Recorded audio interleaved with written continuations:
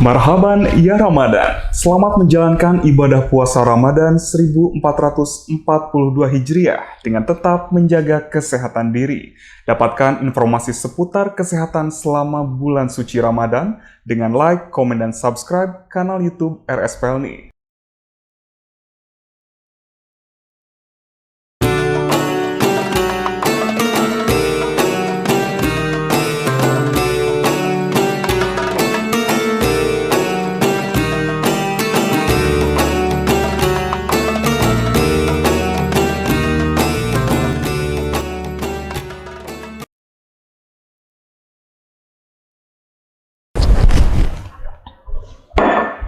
Endoh, kok lu nggak puasa sih?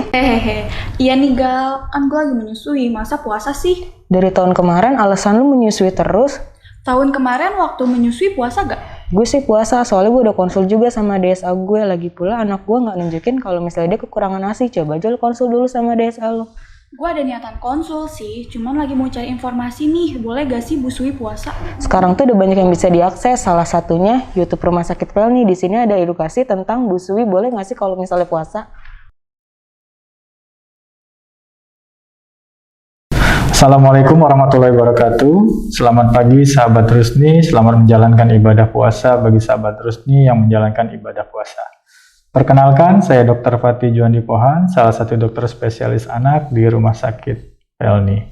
Ya, ini ada pertanyaan yang menarik dari salah satu sahabat Rusni mengenai puasa Ramadan bagi ibu menyusui. Apakah aman? Sebelum kita jawab secara langsung, ada beberapa hal yang harus kita pertimbangkan, seperti dampak puasa Ramadan terhadap asupan ibu menyusui, dampak puasa Ramadan terhadap kandungan zat gizi ASI, dan dampak puasa Ramadan terhadap kondisi bayi itu sendiri. Dampak puasa Ramadan terhadap asupan ibu menyusui, secara umum terdapat penurunan asupan zat gizi dan juga asupan cairan, tapi tentu saja hal ini bersifat individual dan Bunda sekalian dapat mengatur hal ini apabila sudah mengetahui kebutuhan yang semestinya kita berikan pada ibu menyusui. Perlu diketahui bahwa kebutuhan kalori atau energi pada ibu menyusui bertambah sekitar 450-500 kilokalori atau setara dengan sekitar 2.300 sampai 2.500 kalori. Artinya satu porsi ekstra makan berat. Bagaimana dengan cairan? Cairan kira-kira 3 liter satu hari. Dampak puasa terhadap kandungan ASI menarik sekali ini. Ternyata secara umum meskipun asupan ibu yang menyusui berkurang, ternyata tidak banyak mempengaruhi kandungan gizi dari ASI itu sendiri, terutama pada makronutrien. Yang kita sebut makronutrien adalah karbohidrat, protein, dan lemak. Memang ada data yang menunjukkan ada penurunan lemak sedikit, tapi protein tidak berubah sama sekali. Yang konsisten berubah adalah mikronutrien seperti zinc atau seng, mangan, dan potasium. Namun demikian, apabila kita sudah mengetahui hal ini, tentu saja kita bisa memberikan ekstra asupan pada jam-jam ibu diperbolehkan makan saat bulan Ramadan untuk menambah ekstra makanan yang mengandung potasium, mangan, atau zinc. Dampak, pertanyaan selanjutnya adalah bagaimana dampak puasa Ramadan terhadap bayi itu sendiri pada ibu yang menyusui.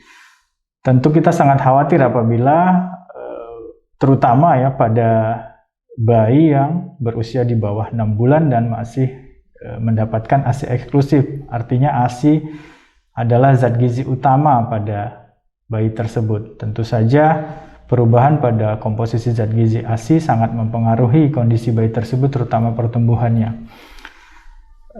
Untuk menjawab hal ini tentu saja kita tidak bisa hanya berandai-andai, tapi berdasarkan atas penelitian, meskipun penelitiannya berskala kecil, namun cukup menunjukkan bahwa gangguan pertumbuhan pada bayi yang masih diberikan ASI eksklusif dan ibunya berpuasa selama bulan Ramadan, tidak mengalami gangguan pertumbuhan yang berarti.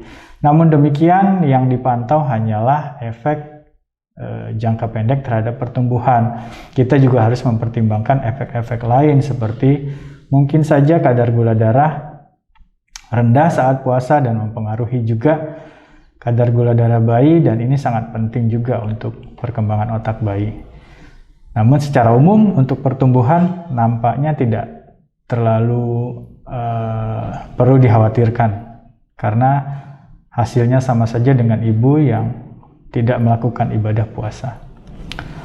Nah, kemudian apakah kita bisa menjawab mengenai pertanyaan pertama tadi? Apakah aman untuk melanjutkan puasa pada bulan Ramadan pada ibu menyusui? Sebenarnya tidak ada rekomendasi yang tegas, namun ada satu rekomendasi yang cukup beralasan menyatakan bahwa pada bayi-bayi yang berusia di bawah 6 bulan, sebaiknya ibu menyusui tersebut tidak melakukan puasa selama Ramadan dengan mempertimbangkan berbagai hal tadi. Meskipun penelitian yang ada menyatakan bahwa cukup aman sebenarnya, namun tentu saja data yang ada hanya terbatas pada pertumbuhan. Bagaimana dengan hal-hal lain yang mungkin mempengaruhi dampak jangka panjang, kita belum tahu. Oleh karena itu kita harus bijak. Jawaban yang lebih pasti adalah sifatnya tentu saja individual, sangat tergantung kondisi ibu, termasuk penyakit dasar yang ada pada ibu tersebut, kondisi cuaca, aktivitas, perilaku makan ibu, ya, juga kondisi bayinya, apakah bayinya memang dalam kondisi gizi yang baik, apakah ada penyakit yang diderita bayi yang cukup serius, ya, itu semua harus menjadi pertimbangan. Oleh karena itu, sebelum Bunda memutuskan untuk melakukan puasa, padahal Bunda sedang memberikan ASI eksklusif terutama pada bayinya, sebaiknya melakukan berkonsultasi dulu kepada dokter, terutama dokter kebidanan dan juga kepada dokter spesialis anak.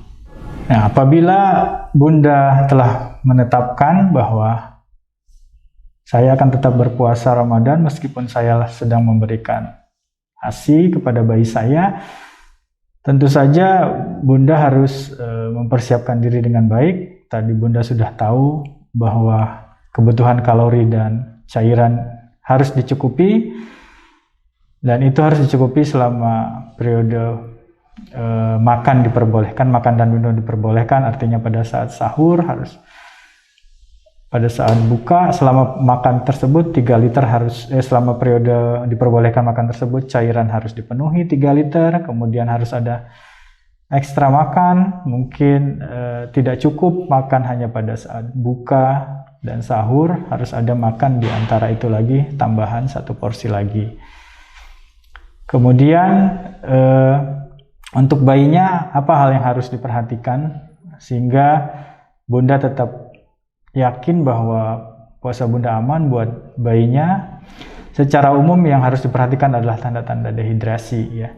Tanda-tanda dehidrasi yang sifatnya tentu tidak spesifik pada bayi karena dia tidak bisa menyatakan keluhannya, ya. Di antaranya adalah rewel sepanjang hari yang tidak bisa kita jelaskan, atau yang sangat objektif adalah jumlah urinnya, jadi berapa kali biasa ganti pampers.